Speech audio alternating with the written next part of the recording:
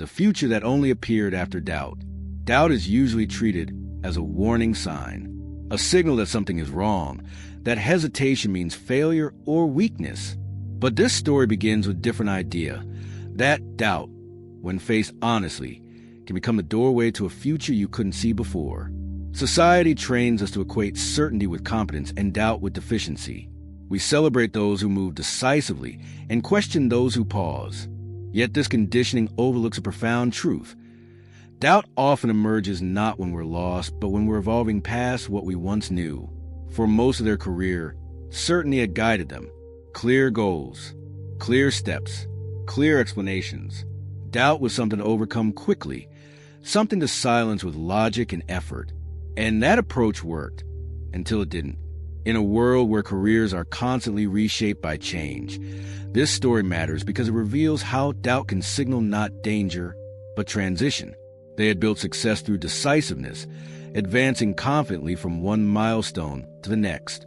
Their trajectory appeared linear, purposeful, almost inevitable. Colleagues admired their clarity. Mentors praised their direction. The narrative was consistent and reassuring. The first signs were subtle.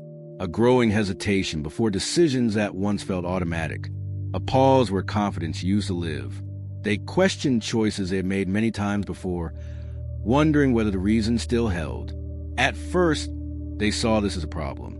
Something to fix. Something to push through. The doubt felt like a malfunction, a temporary glitch in their usually reliable decision-making apparatus. They assumed fatigue or stress was clouding their judgment, that rest or reflection would restore their former certainty. But the doubt persisted. It followed them into moments of planning, into conversations about the future, into the quiet spaces where honesty is hardest to avoid. The more they tried to ignore it, the clearer it became. This wasn't fear of failure. It was discomfort with direction. The path ahead no longer inspired certainty. It inspired questions. Why this goal? Why this timeline? Why this definition of success? Questions they had never needed to ask before suddenly demanded answers. The foundations they had built upon felt less solid, as if the ground itself had shifted beneath familiar structures. That realization unsettled them deeply. Doubt stripped away the familiar sense of control. It forced them to admit they didn't know what the next chapter should look like. And without a clear answer, the future felt closed, almost invisible. The discomfort was profound. Their identity had been intertwined with knowing where they were going, being the person with a plan, having answers when others had questions. Now, standing at what should have been a clear junction, they saw only fog. The map they had relied on no longer matched the territory of their inner landscape. What they couldn't see yet was that doubt wasn't blocking the future. It was clearing the ground for one they had never imagined. The old certainties had to crumble before new possibilities could emerge.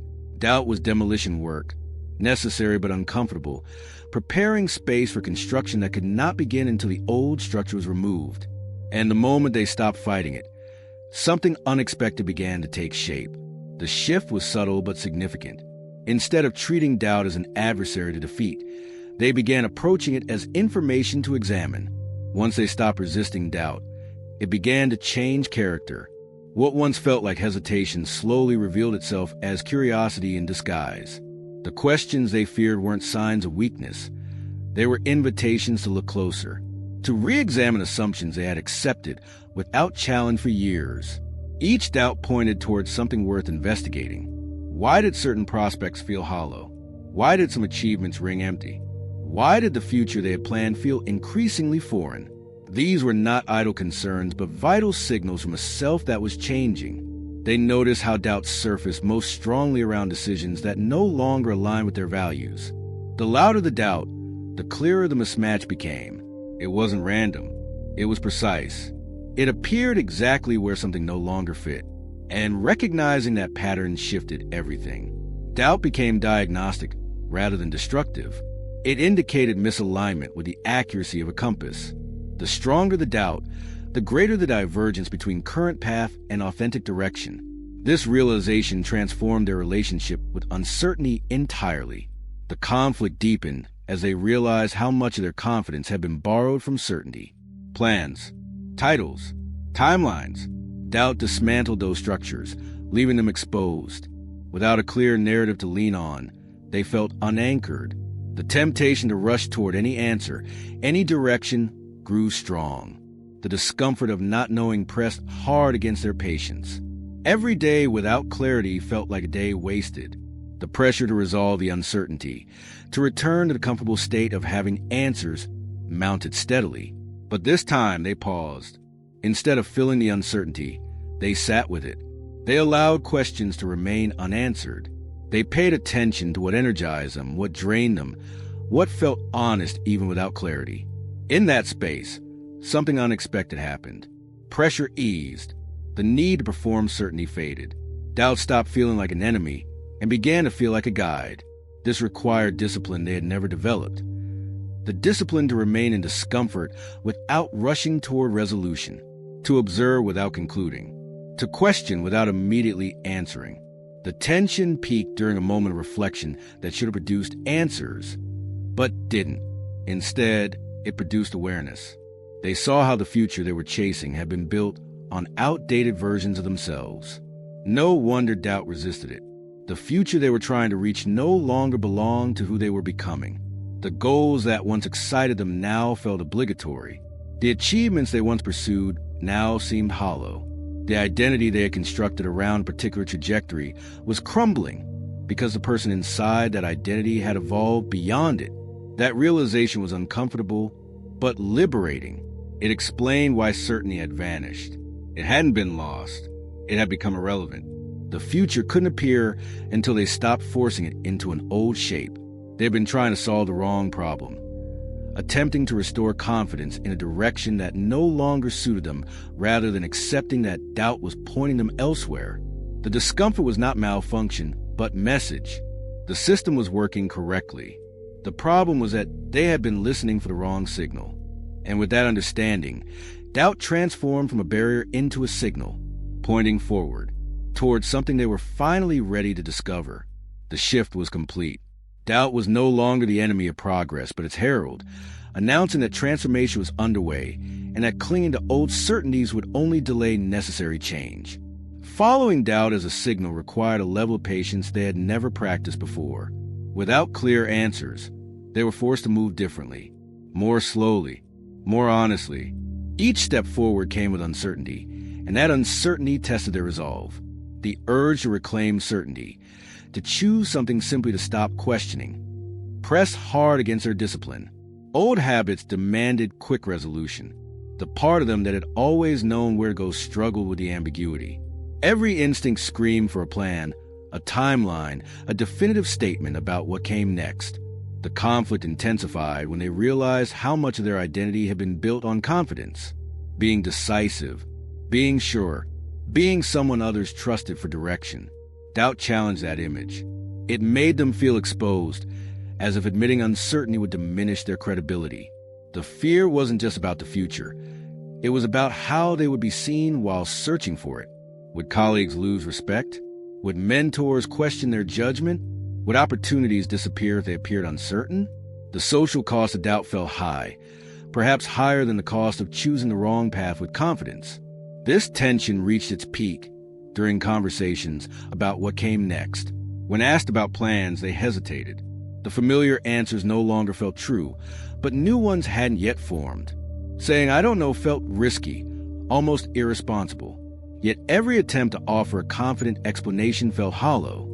For the first time, honesty required restraint rather than assertion. They discovered that admitting uncertainty demanded more courage than projecting false confidence. Speaking truth about not knowing created vulnerability that their professional persona had never permitted before. In the quiet that followed those conversations, something shifted. They noticed how freeing it was to stop pretending certainty existed. Without the pressure to appear confident, their thinking deepened. They reflected more clearly. They listened more carefully.